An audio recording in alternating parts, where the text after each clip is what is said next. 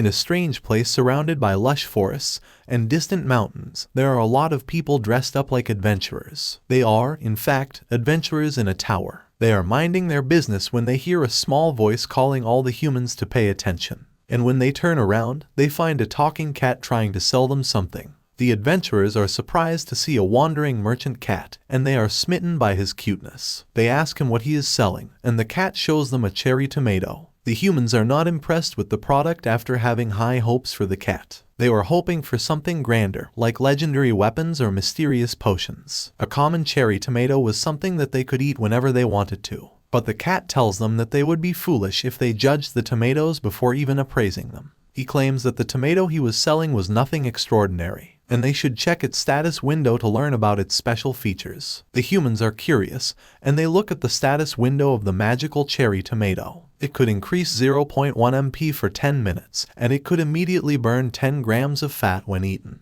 A man says that the value is too low, but the tomato has already found its target audience. The women are going crazy over a product that can burn 10 grams of fat just by consuming it. The cat smiles smugly and tells them that this tomato would cost them 0.5 tower coins per piece. But he is scared when the women adventurers rush at him, willing to buy all the tomatoes he has for even a higher price. A competition breaks out among them, and everyone wants to have the benefits for themselves. A man asks the cat where he got the tomatoes from, and the cat smiles and tells him that it was a secret. Then we are shown the scene of a field where those cherry tomatoes are being grown. A man picks up a tomato, and it seems like he is packing up for today. He tells his assistant, a rabbit carrying a trolley full of tomatoes, that they have harvested enough tomatoes for the day. The man tells his other workers to take a break too, and we see 2 rabbits trying to harvest another crop. The man then squeezes a tomato into a cup and asks a honeybee to give him some honey. She spits out a big drop of honey, and the man mixes the contents of the cup.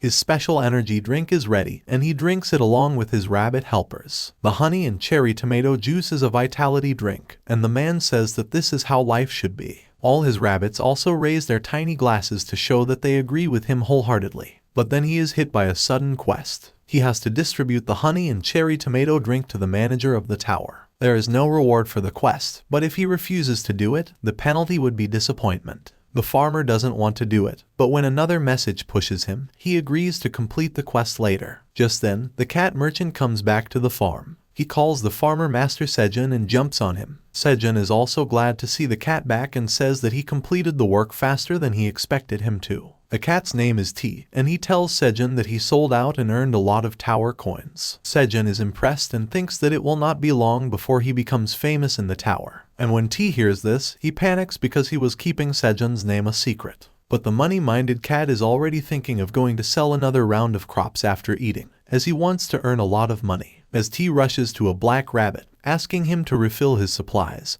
Sejun asks him to rest for a bit longer. The black rabbit shows exceptional skill at fishing and catches a few fish for T. Sejun watches T and thinks that he is addicted to earning money, but then he suddenly remembers something he had almost forgotten. Sejun takes a piece of charcoal and makes a symbol on a stone wall. The wall is half full of the same letter, and this one was the 30th. Sejun says that it has been 150 days today. He introduces himself as Park Sejun, and his class is a tower farmer. Sejun is going to harvest the crops, and the black rabbit and T jump on his shoulders and say that they will help him too. Sejun thinks back about how he has been in the tower for 150 days since he got lost. He looks at his fields, with different types of crops growing and rabbits and bees helping him out. And then he gets ready to do some work too. He then begins telling the story of how he survived after getting lost in the tower. 10 years ago, on an ordinary day, a 99-story black tower suddenly appeared in the middle of Gangnam. And it was not just in Gangnam but in every corner of the world. A total of 100 towers appeared, and every country started to investigate them. But all anyone could find was the height of the tower, which was 990 meters, and that it was made from a material strong enough to withstand nuclear bomb explosions. But then one day, people started coming out of the tower, walking right through the wall. There was an uproar, and the news reporters surrounded them. They asked the returners how they entered the tower in the first place, and the answer they got was that one day, a black hole appeared in front of them, and they got sucked into the tower. When they opened their eyes, they found themselves on the first floor of the tower. The news gathered everyone's attention, as the same incident was happening all over the world. The people who had gone missing a little while ago were suddenly found coming out of the tower. The following discoveries were made by collecting information from different people who escaped the tower, and they will be made public soon. All 100 towers are connected to one another, and when a person entered the tower, they would find themselves on the first floor. There, they would have to pick one role, either a warrior or a magician. A man is saying this in a press conference. He says that monsters start appearing on the second floor, and every time they clear a floor, they get different rewards. And if they were lucky enough, they would get a ticket like the man has. It was an item, and a rare one at that. People who were sucked into the tower were called the Awakened, and they could enter and exit the tower as they pleased. But if any ordinary person wanted to enter the tower, they would need this ticket. But it did not mean they could also climb up the floors of the tower. The reporters ask him what makes him think that people would volunteer to go into the tower, which had dangerous monsters. And the next question is, what was the purpose of the tower's appearance? The man does not know the answer to the second question, but he is going to tell everyone why one would go to the tower. On his cue, a woman comes forward with a small treasure box in her hand. And when she opens it, a heap of gold and jewels is piled up on the floor. The reporters stand up in shock, and the man on the podium tells them that he is sure of one thing.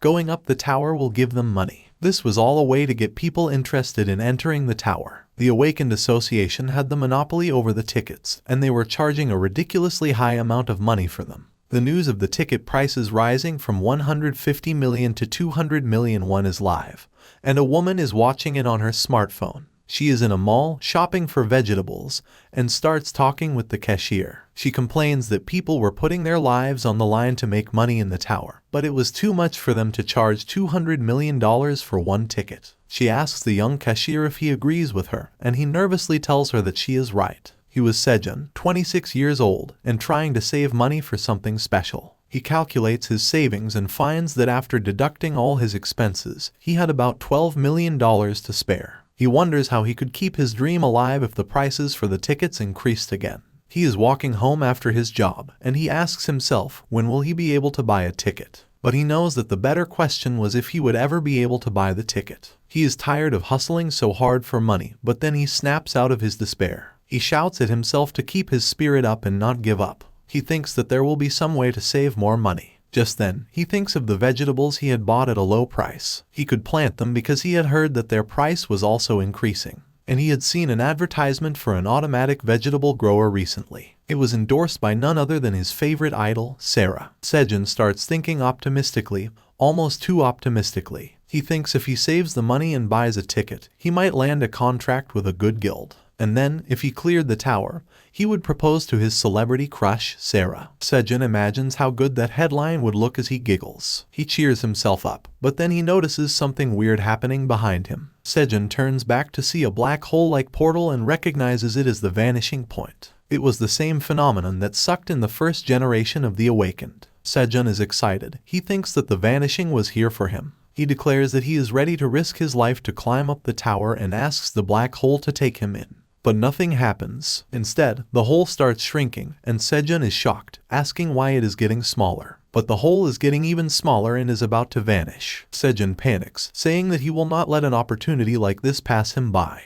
If the vanishing would not take him, he would come to it himself. As he says these words, Sejun jumps inside the hole. He lands on his face when he reaches the other side. He picks himself up and wonders if he really made it inside the tower. Sejun excitedly looks up, speaking of all the things he knew were on the first floor. He wanted to see the fancy chandeliers, marble plaza, and shops selling potions and equipment. But there is nothing like that here. Sejun is in a desolate hole somewhere in the wild. It is an underground dome with an opening at its top through which sunlight pours inside. Sejun gets up and looks at his surroundings, having no clue at all about where he was. He cannot believe it and screams in dissatisfaction, asking where the hell he was. And we see that he was somewhere far away from the tower, in the middle of a forest. Inside the top floor of the black tower, a crystal orb is glowing red and beeping. We see the silhouette of a dragon looking at that crystal ball with shock. The ball had detected a change in the tower, and the dragon must find the cause, because that was its duty as the manager of the tower. But neither the dragon nor Sejun have any idea about each other yet. Sejun recalls everything he had heard about the tower's first floor in the interviews with the Awakened. Someone said it was like a very spacious palace, and there were many things that they could buy there. Yet another man said in an interview that the training hall was the most important thing on the first floor. That is what Sejun had heard, but looking at his place, he wonders where he was. A small pond of water, an overhead opening for sunlight, and a cave that surrounded him on all sides. This was all he could see right now. Sejun is defeated by his fate, and he is sitting on a corner, visibly exhausted and utterly devastated. He had roamed the cave for an entire day and found no exit. There was no trading ground or store. In fact, there was nothing here at all. He had screamed for help, and no one heard his call, which meant no one was even around this place. And there is only one possibility that comes to his mind, and it terrifies him. He was lost inside the tower. As he is having a bout of panic, his phone alarm rings. Sejun is sure that his alarm is accurate, and it marked that one whole day had passed here. His stomach growls, and Sejun admits that he was hungry. He takes out all the things he had with him. A bottle of water, some cherry tomatoes, green onions, sweet potatoes, and an apple. That was all Sejun had with him, and he decided to eat the apple first. Eating an apple in the morning was something he liked, and the one he just ate is too delicious. But it is not nearly enough, and Sejun eats a sweet potato after it. And the texture, taste, and moistness of the sweet potato were something he was not expecting. It was much better than he expected it to be, even though it was raw. But because he was talking while eating, he choked on the sweet potato and drank water to swallow it. Then he lies down and thinks that it was a good meal. Sejun looks at the open roof of the cave and wonders how long he will stay here. He must find a way to escape before he runs out of food. He looks at the small amount of food he has and wonders how long it will last him. At this rate, he will die of starvation if he is not rescued. But Sejun kicks that thought out of his mind, determined that he will not die like this. It was his dream to get into the tower, and now that he was finally here, he was not going to die right away. He has an idea when he sees the apple core. Sejun takes it and plants it in the soil. Then he takes a green onion and snaps it near the base. He plans to eat the leaves as food and plant the roots to get more crops. He also takes 3 tomatoes and 2 sweet potatoes and plants them. Whatever is left now will be his food till the crops grow. Sejun says that he will do anything it takes to survive, that is, until his crop plants grow up. He addresses them and says that he will wait for them, they are his future. But just then, Sejun hears the scream of a monster that makes his hair stand on end. He is shocked. What he just heard was the sound of a monster. But there were no records of monsters on the first floor. And then everything turns dark, and Sejun looks up to find something even more shocking.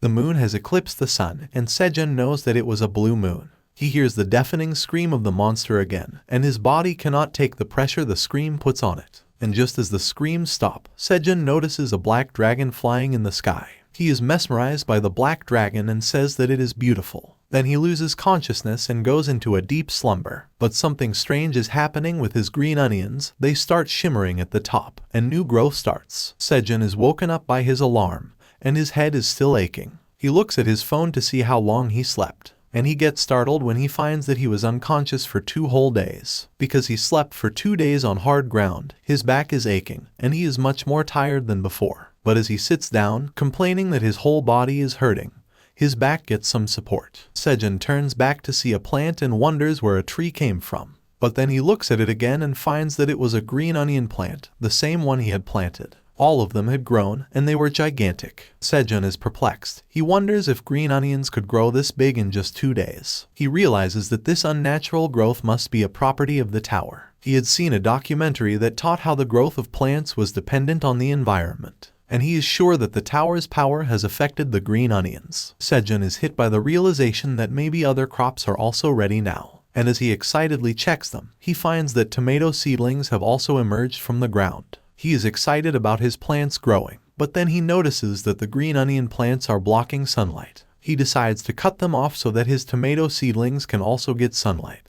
He breaks the green onions a fair bit above their base, and it is a harder task than he thought. Sejun has finished harvesting, and he wonders what the green onion leaf would taste like. He takes a bite and burns his mouth because the leaf was spicier than anything he had tasted before. He splashes his mouth with the water of the pond, complaining that the leaf is much more spicy than the original one. But even though his mouth was scorched, his stomach did not feel the heat. Sejun thinks that he can get used to this, and whenever he needs something spicy, this will be great. He decides to dry the other green onions and save them for later. He goes back to his regular sitting spot, a rock in the center of the cave, and starts eating tomatoes. The sun never set in the tower, but occasionally there were instances where the moon eclipsed it. And this phenomenon was called the blue moon. But the blue moon did not happen until the 10th floor. Sejin believed that he was somewhere on the first floor, but now he is not sure. And what was even more confusing was the dragon. It was not an illusion, and Sejin does not know which floor it was found on. When the tower appeared 10 years ago, one of the major guilds, called the Phoenix Guild, cleared the 37th floor. It was an achievement that has not been topped yet. And because of this, the information about floors 30 to 37 was kept secret from the world. But there was plenty of information about the floors below 30. The floors until the 10th floor had skeleton monsters, from 11 to 20 it was goblins, and from 21 to 30 it was orcs. Sejin had heard some rumors about spider monsters being found on floors above 31. But there was no surety of the news. Yet he had never heard anything about a dragon. He had never heard of anything mildly similar to it, not even lizard monsters. Sejin is lying down as he wonders if he is on a floor so high that no one has yet reached it. But then water drops fall on his face, and Sejin gets up. Was it raining in the tower? He had heard that the weather was almost always pleasant, and as he looks up, the sky is clear too. But he spots something moving very fast and gets scared that it is a monster. But the creature he just saw comes forward, and it is a cute rabbit drooling over Sejin's crops. Sejin is surprised and wonders if the rabbit was a monster too. The rabbit jumps down the hole, and Sejin rushes to catch it. But the rabbit uses his head as a stepping stone and lands safely on the ground. He hops to the green onion plants, and Sejin realizes that the rabbit was something extraordinary. The rabbit points at the green onion plants, and Sejin asks if he wants to eat them. The rabbit gives his response, and Sejin understands that he wants to eat. He breaks the leaf of the green onion and gives it to the rabbit, who gladly takes it. He eats it greedily, and Sejin tells him that he could have more if he liked it. And then Sejin notices that the plants have already grown back. At this rate, he will have to harvest them twice daily. But the rabbit starts saying something loudly, and Sejin finds he is not talking to him. He looks above, to the entrance of the cave, and finds another rabbit coming towards them. She lands and hands the first rabbit a straw hat and a watering can, and they both stand in front of Sejin. Sejin is surprised to see another rabbit, but then he thinks that the two are somehow related. He asks the rabbits if they are married, and they tell him that he is right. Sejin starts thinking of keeping a diary of his life in the tower, and on the first page of that diary, there will be the story of a rabbit couple who joined him in the cave. The rabbit couple starts working for Sejin, and their job is to help him raise and harvest the crops. They are chatting with each other as they do their jobs, and Sejin can tell that they are a great couple, even though he does not understand them. But he wonders how it came to this. Yesterday, after the rabbits introduced themselves to Sejin, they told him that they wanted to live in the cave, and they looked too cute as they tried to persuade him. Sejin felt that he might die from a cuteness overdose and accepted their request with a condition. He told the rabbits that they could not live here for free. If they helped him in farming, he would consider letting them stay. He thought it would dissuade the rabbits a bit, but instead of hesitating, they jumped at him and started cuddling. And Sejin had to show great restraint to not let them in without a test, because cuddling with their soft fur made him want to adopt them both. Now he is sitting in his position, watching the rabbits work. He thinks that the rabbits were using their cuteness to control him, but he lets that slide. But on that note, he asks the rabbits if the tools they were using were items. The husband rabbit had a watering can that seemed to have an endless supply of water, and Sejin is not sure about it. But it seemed to him that the wife rabbit had a magic pocket that contained all the tools she needed for farming. Sejin says that he was jealous and wished that he had such a wonderful item. The rabbits have completed harvesting the green onions, and they are excited to show them to Sejin. Sejin tells them to dry the green onions and starts inspecting other crops too. But the rabbits are looking at Sejin with eager and impatient eyes. They are asking him a question, and Sejin understands what they want. He tells them that they passed his test, and now they could live in the cave. The rabbits jump for joy upon hearing the good news and start talking about something. They rush to a corner of the cave, and Sejin wonders what they are up to now. The wife gives her husband a shovel, and he starts digging. And in no time, he creates a home for himself and his wife. The wife places a floral wreath on the door to their new house and welcomes her husband to enter. But he is exhausted from digging and building a house and can barely stand. Sejin approaches them and says that the husband rabbit was great for making a house so quickly. The husband rabbit gives him a thumbs up, but then he feels his wife's hand on his shoulder. She is blushing and cutely pointing at the door, and the husband is terrified. He is scared, but his wife drags him along for some sweet lovemaking. Sejin hears the sounds coming from their house and wishes the husband all the best. but he is crying inside as he is jealous of him for having a wife. That jealousy does not last long, and Sejun walks back to his spot. He says that it was boring to be alone in the cave, and now, thanks to the rabbits, he had someone to help him and something cute to look for. As he says this, Sejun lies down on the dried onion leaves. Smoke starts rising from under his back,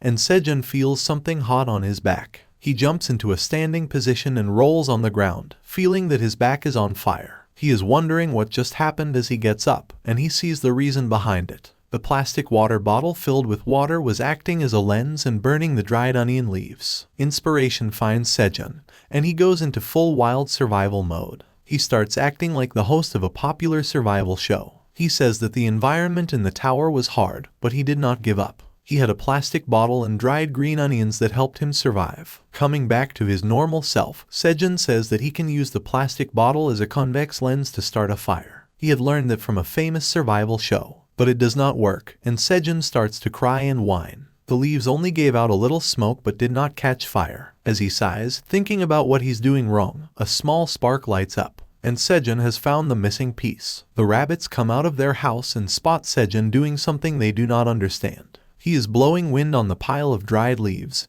hoping that they catch fire. The rabbits approach him, and Sejun asks them to blow wind on the leaves while he uses the bottle as a lens. They start working together, and Sejun begs for a fire to start. And just after a little while of trying, the leaves catch fire. Sejun is elated. He finally has fire. He looks back at the onion plants and decides to cook them. He cooks one stalk over the fire, and the rabbits stare at him with confusion. Sejun thinks that his onion was cooked enough. He peels the burnt part and then takes a bite. The rabbits see him shuddering, and Sejun lets out a cry of joy. The cooked onion leaf was so sweet that Sejun was overjoyed. He thinks that his mouth felt like a green horse running wild in a green field. He repeats that it is delicious and starts roasting another one. The rabbits are also curious about what difference cooking would make, so they roast one for themselves. And as they eat it, their eyes gleam with the joy of eating something so sweet. This is the second entry in Sejun's diary about staying in the tower. He discovered fire, ate warm food, and went peacefully to bed. Many days have passed, and now Sejun is used to the lifestyle of a farmer. He wakes up in the morning and goes to wash his face at the pond. He returns to his crops, and now the cherry tomato and sweet potato plants have also grown considerably. He has completed harvesting the green onions for the day. Also, he has finished watering the tomato and sweet potato plants. Sejun is now all set for the day, and he feels really good. A lot of things have happened in the past few days. After he discovered fire with the help of rabbits, they made torches out of green onion leaves and put them around the cave. That helped him roam around the cave easily, especially in the dark areas like the pond. He was near the pond with a torch in his hand when he saw something moving in the water. A fish jumped out of the water, and Sejun was so startled that he barely dodged its open mouth. The fish had jumped with too much power and found itself on land, not able to return to the water. This was the first time Sejun had seen it. He wonders if the fish was attracted to the light of the torch, and his intuition is proved correct. And just like that, Sejun discovered fish in the cave. He kills the fish and roasts it over the fire. Even though he has no seasoning, the fish is really tasty. Sejun finds the rabbits drooling as he eats the fish and asking for their share. He is shocked. He had not expected rabbits to be meat eaters. But since they were basically monsters, he thinks it was natural. 2 days after that, the blue moon showed up. And using his phone, Sejun found out that the blue moon appeared every 30 days on this floor. He was using a laptop and a power bank to keep his phone charged so that he could keep track of the date. But their batteries also dried out eventually. So Sejun had no choice but to start marking the number of days on a wall. And this was how he was keeping track of time now. Back in the present, it is the 61st day. And Sejun thanks the rabbits that go to bed exactly at 7 p.m. and wake up at 5 a.m. Because of that, he can keep counting the days without making mistakes. And even though the sun never set inside the tower, their body clock was adequately reliable. And a few days ago, something amazing happened. We see the tired husband rabbit open the door of his house, and without wasting a moment, a group of baby rabbits bolt out. They were the children of the rabbit couple that were recently born. And now they are fond of Sejun, who is their uncle. They run straight at Sejun and jump on him, casting him to the ground. They are really cute, and Sejun cannot get enough of their cuteness. Even as they chomp his face, he laughs and enjoys their company. Sejun looks at the sleep-deprived husband rabbit and says that it must be hard raising babies. But right now, he says that he will take care of the babies for a while, and the couple should relax and eat breakfast. The cherry tomato plants have started flowering, and Sejun takes the baby rabbits with him to check them out. The babies are frolicking around on the farm as Sejun checks out his plants. The flowers have bloomed, and even though they were tomato flowers, Sejun now thinks he has a flower garden. To bear fruit, pollination is necessary, and he has to do it manually. Sejun uses a small stick to artificially pollinate the flowers, but all the bending and working is taking a toll on his back. He says that it would be great if there were bees around here, but thinks that he is asking for too much. A baby puts his face inside a flower and gets pollen on his face. He sneezes, and Sejun starts laughing. But then Sejun notices something. The tomato plants have started to bear fruit. After so long, his hard work is starting to show some results. Sejun celebrates the first fruits of his cherry tomato plants and dances with the baby rabbit. This day is the one before the blue moon, and as it is about to approach, Sejun makes preparations to survive it. He puts out the fire and stores a small amount of burning leaves under huge boulders. He is wearing makeshift clothes made from onion leaves and thinks that it will be enough to stay warm and hidden. The rabbits also head back to their homes as the time for the blue moon draws near. There is something scary that happens whenever the blue moon occurs, and Sejun is confident that they are going to survive it like the previous ones. He thinks it's going to be a piece of cake and goes into hiding. The blue moon starts, and monsters start screeching throughout the forest. Sejun is not afraid, but he is tired and hopes that the blue moon ends soon. To prepare for an unlikely situation, he has already hidden the things with a strong odor and is now hiding in a corner. But since it is hard to tell how much time has passed, he is getting tired of waiting. The monster cries do not help either, they are far away, but they can still make him shiver. As he hopes that this blue moon also passes without incident, he hears a loud roar. It was different and more intense than the voice of other monsters, almost like it was close to him. And indeed, a huge monster was walking towards the cave, squashing full-grown trees beneath its feet. He approaches the entrance to the cave, which is too small in comparison to its size. The monster stares down the hole, and inside, Sejun gapes as he sees it. Now he is scared of the giant bear-like monster in front of him. But thankfully, the monster has not noticed him yet. Sejun thinks he should hide in a better place before the monster spots him. He is trembling as he picks up his bag and starts moving quietly and slowly. But taking the bag with him turns out to be a mistake. The things inside the bag drop as Sejun picks them up, and because of the loud noise created by the empty water bottle, the monster's attention is attracted. Sejun stares in horror, first at his stuff and then up at the beast, who is now trying to peep inside the cave. Sejun screams in fear, and the bear roars in response. But a few moments later, Sejun is sound asleep, and the rabbits are trying to wake him up. When the baby rabbits fail to wake him up, their father slaps Sejun, and he gets up. He gets up in shock, still afraid of what he saw before passing out. He asks the rabbits what happened to the blue moon, and as he looks around, he realizes that it was over. The husband rabbit tells Sejun that he was unconscious when they found him, and he says that he passed away when he saw a monster. But he himself wants to know what happened after that. When he saw the monster trying to force his entry into the cave, he was terrified and could not move. The monster roared, and he passed out. Sejun remembers it and shivers. He almost lost his life at the hands of that monster. He is feeling cold, and the wife rabbit creates a big fire and a blanket of onion leaves. Sejun sits in front of the fire with the baby rabbits snuggled up with him. The wife's rabbit also brings him roasted fish, and Sejun thanks her. As Sejun is eating, he realizes that the monster has noticed this place. It may have been because of another monster or because it could not get inside the cave because of the small entrance.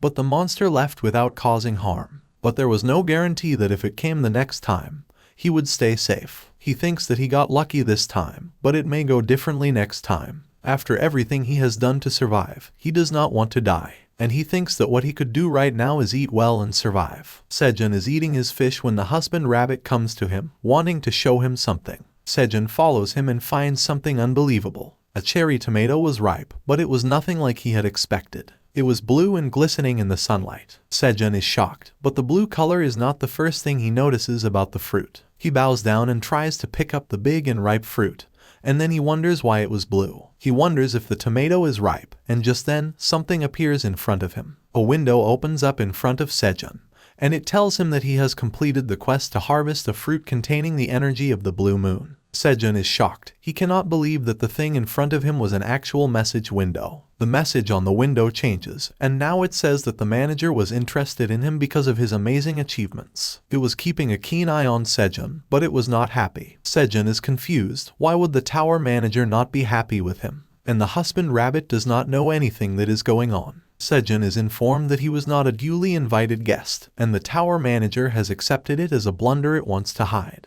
Sejun is shocked and asks the window what it means. Was it a mistake that he ended up in the tower? He lashes out, saying that after he spent more than 2 months in this place, the tower manager dared to say that it was a mistake. He says that if that were the case, he should be allowed to go home immediately. But the window says that the tower master wanted to kill Sejun to eradicate all proof of this mistake. Sejun is flabbergasted. He screams at the screen, saying that he completed a wonderful achievement, and instead of rewarding him, the manager wanted to kill him. The system window falls silent for a while, and Sejun wonders what was happening. The next message he gets changes his mood from scared and angry to elated. The tower manager is awakening him. Sejun feels an aura surrounding him as soon as the message is displayed. He cannot believe it and confirms with the window that he is officially awake in the tower now. He wants to know his job, and since he thinks that he is smart, he should be a wizard. The tower master is assigning him a job, and Sejun eagerly waits to see which one he will get. And his job is a tower farmer with proficiency of F rank. All the joy and excitement leave Sejun's face, and he goes blank. The windows keep giving him messages about his job.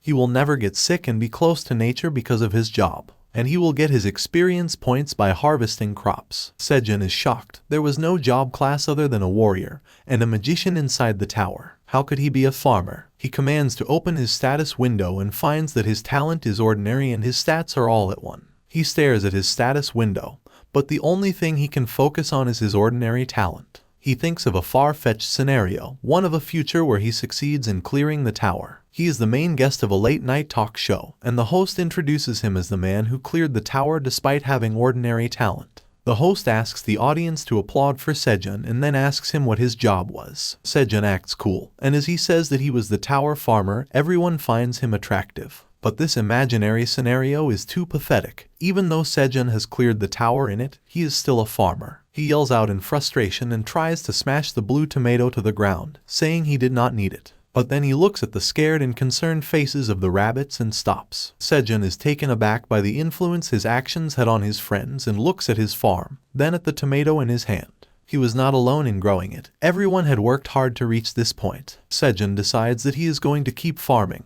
and the rabbits are happy. He looks at the blue tomato in his hand, and an information window opens up, telling him about the tomato. It was a magical cherry tomato, imbued with the power of the blue moon. Not only was it tasty and nutritious, but when consumed, it would increase 0.05 MP permanently. Sejun is shocked. The tomato in his hand was actually an item. Even though the effect was small, it was permanent, and it could boost one's stats. Sejun is amazed by himself. He grew something as great as this. But the tower manager is watching him, and he is not satisfied with how things are going. As Sejun thanks the rabbits and celebrates with them for achieving this feat, a message window pops up in front of him. A quest had been triggered. He had to offer the blue cherry tomato to the manager. The reward for the quest was a job-related skill, and the penalty for refusing was death. Sejun reads the entire message, and when he reads that the penalty was death, he is scared. He asks the window if it wasn't a joke, and if it was in poor taste. With that, this video ends. Tell us what you liked about this story in the comments. And please don't forget to like and subscribe to see the next part of this story and more manhwa recaps like this.